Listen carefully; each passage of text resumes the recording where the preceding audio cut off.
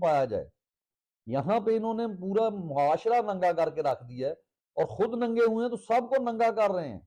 और नंगा क्या कर रहे हैं, यानी शरीफ लोगों को उनके ऊपर कीचड़ उछाल रहे हैं। तोहमत की क्या सजा है ये आप तसव्वुर नहीं कर सकते। वहां पे वकील भाग गया, वहां पे जनाब वो खावर मनीका बकवास करता रहा लेकिन भाग गया और उसका झूठ है।